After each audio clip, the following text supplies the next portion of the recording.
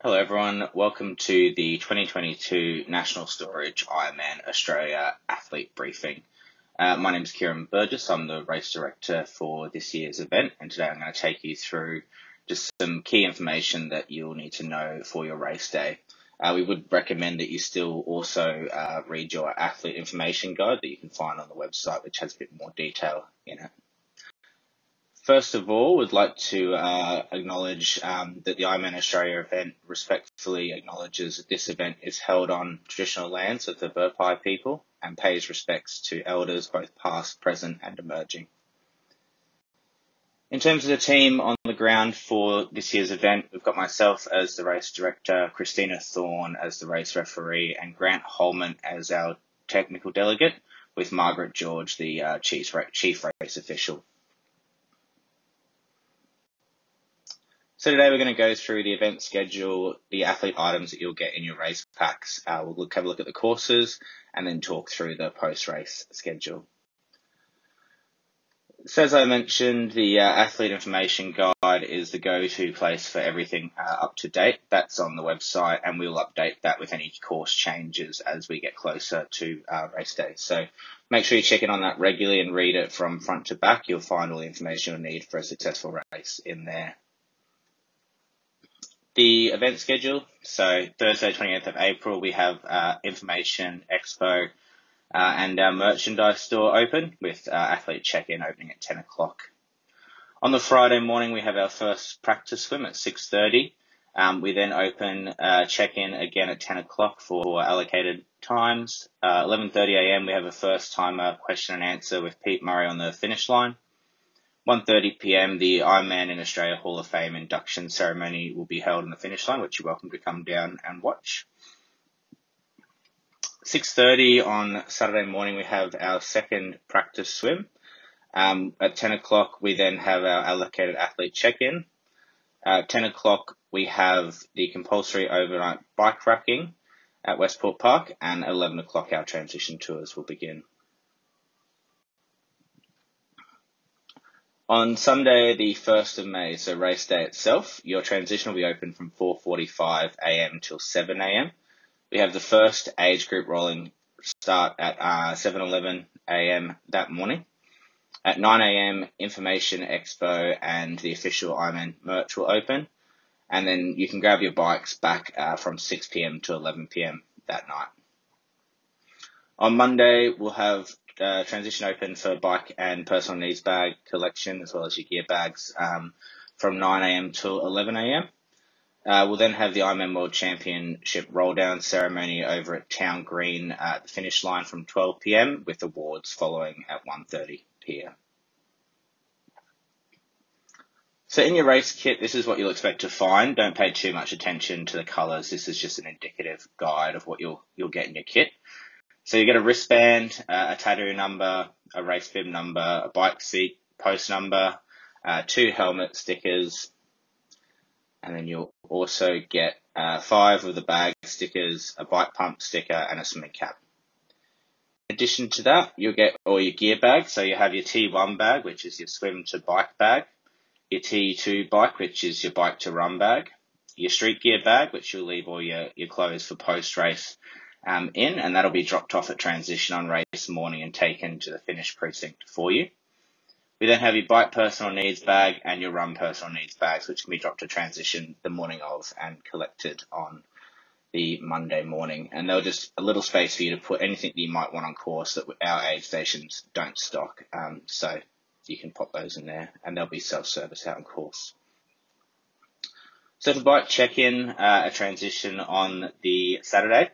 The bike check-in is at Westport Park, and you'll have a pre-booked time between 10 a.m. and 4 p.m.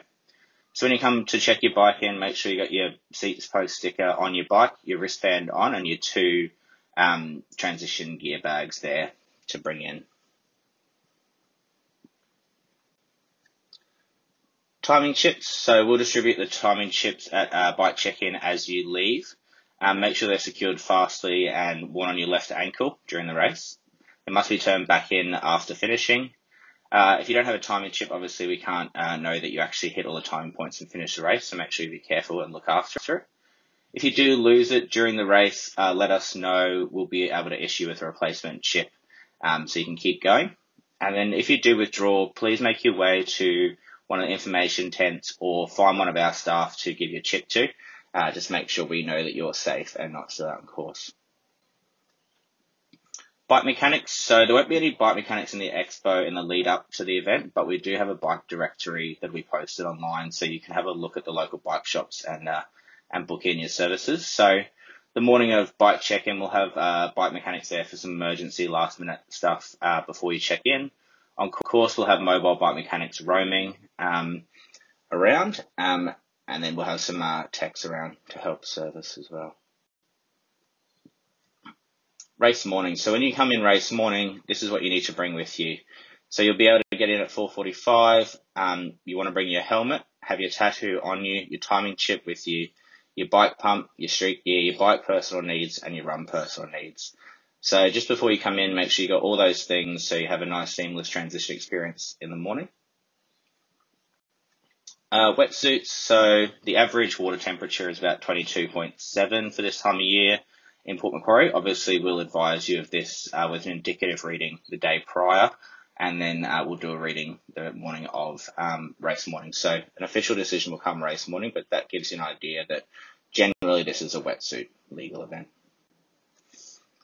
So we'll quickly go through the 2022 rules and regulations, responsibility to athletes to know the course and follow the course. So we'll do a quick overview of that for you so you know where you're going. The swim course is a 1 lap, 3.8 kilometre course. There's no swim warm-up. We do a rolling start from the boat ramp, which you can see just down here. As a start-finish precinct, you'll head left in a clockwise direction up over the weir. So the weir is unique to Port Macquarie. We basically build stairs. You hop up out of the water, over the weir, come back over the weir, around to finish your race back here, and there'll be showers as you exit the water. So swim safety, if you need any assistance, put your arm in the air. One of our swim safety team will come over and assist you. There'll be plenty of water safety out there in the day, so just put your arm up and let one of our team come and assist you. Officials will provide you with any information in the event of a swim cancellation. As we spoke about before, if you do withdraw from the race, please make sure you see one of our team or the information desk so we know that you're safely out of the water. So when you get to transition, you'll enter where this green light is, come through, grab your T1 bag, get changed, drop the bag in the designated area, come down, secure your helmet, collect your bike, and head to the dismount line on Buller Street. For the bike course, it's a 2-lap course. There's 5 aid stations approximately 20 kilometres apart. As mentioned earlier, we'll have roaming bike mechanics. There'll be 2 penalty boxes, one at Lake Street and Castle, one at Stewart and Grant, and then a self-serve personal needs on the second lap at Short Street. In terms of aid stations, there's 5 aid stations out on course at varying distances. If you do want to come back and refer to this slide later on, you can pause that and have a look at all the distances, but they are in your AIG as well. Those aid stations will serve water, electrolyte food, electrolyte water, toilet in that order.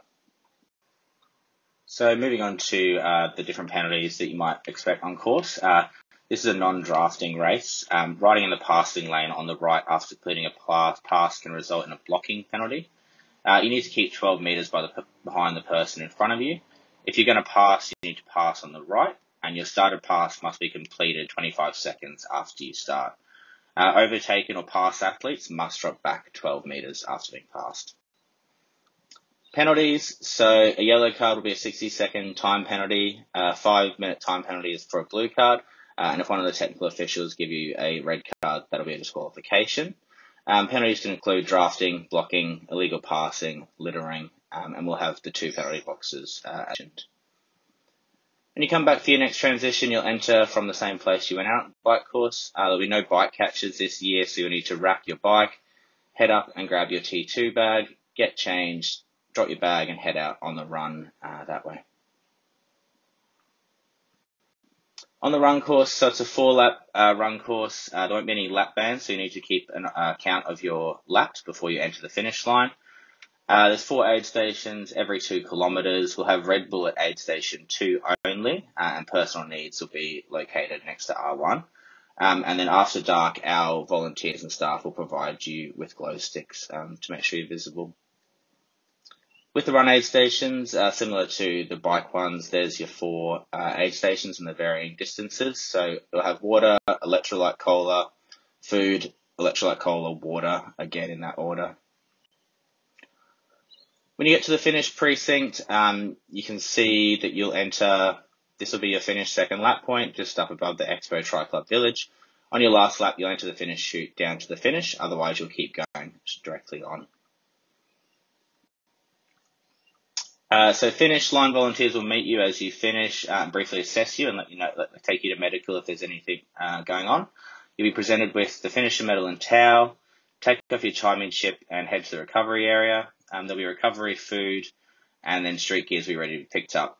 Unlike previous years, massage will not be located within the recovery precinct. It will be the check-in tent you would have used to check in earlier in the week. So in the finish, it's athletes only, so only athletes are allowed to finish it. It will be a disqualification if children or family members do enter the finish line with you. And that's just for the experience of all our athletes to enjoy that finish line. Cut-off times, so your cut-off time will be based off your chip start time as it's a rolling start, but we do have some advertised cut-off times that are based off the last chip start. So for swim, that's 2 hours 20. For bike, that's 10. For swim, bike, run, that's 17.